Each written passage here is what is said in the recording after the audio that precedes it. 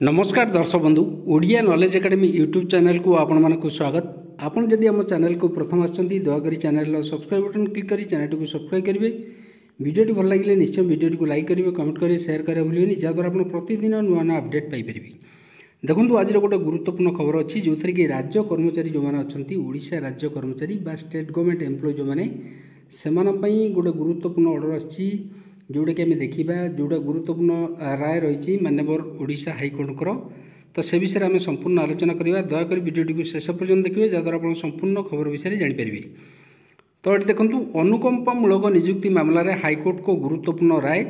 जो राज्य कर्मचारी मानकर जो अनुकंपामूलक बा कंपनसेंट अपॉइंटमेंट जो रही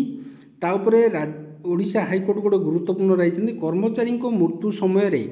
रही नियम लागू हम बोली ये ओडिशा हाइकोर्ट गोटे गुरुत्वपूर्ण राय देती।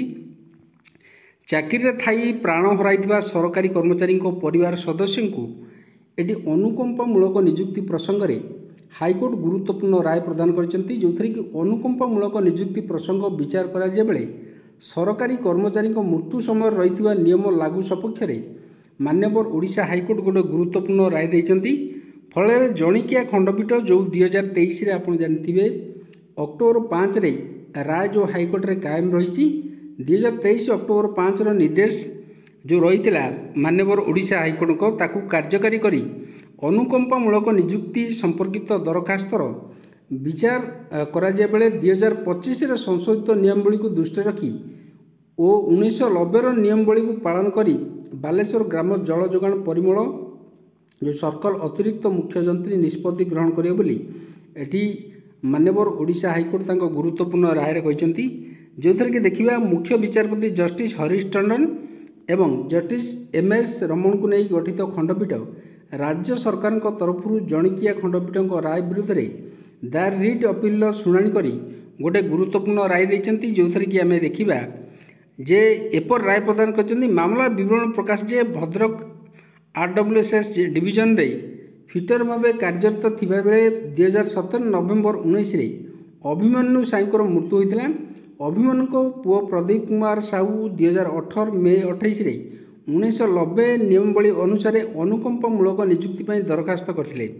तो यही दरखास्त विचाराधीन थिबा बेले अनुकंपामूलक नियुक्ति नियमर जो 2020 संशोधन करी सरकार विज्ञप्ति प्रकाश करते। तो 2020 संशोधित नियम अनुसार प्रदीप को अनुकंपामूलक नियुक्ति दरखास्त को विचार करी सरकार 2023 मे 8 रे खारज करते।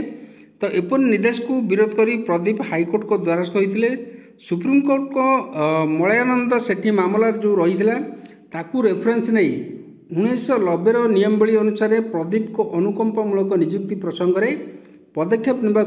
हाइकोर्ट गोटे गुरुत्वपूर्ण निर्देश देते जो थी कि देखा जणिकिया खंडपीठ को यही राय को विरोध करी राज्य सरकार 2 जणिया खंडपीठ में रिट अपील दायर करते। तो यही मामला विचाराधीन थिबा बेले सरकार 2025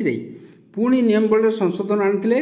मामलार प्रतिकप्य प्रदीप को तरफ आईनजीवी शुभांशु जेना मामला परिचालना करते।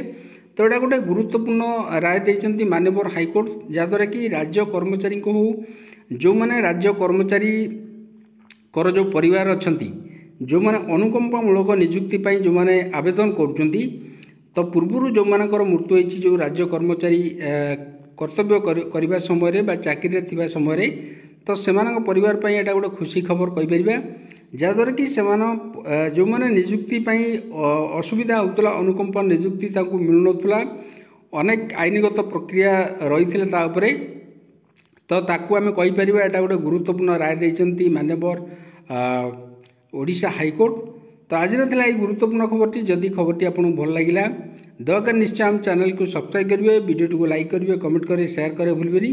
जहाँद्वारा प्रतिदिन एमती नुआ नुआ अपडेट पाइपर। धन्यवाद।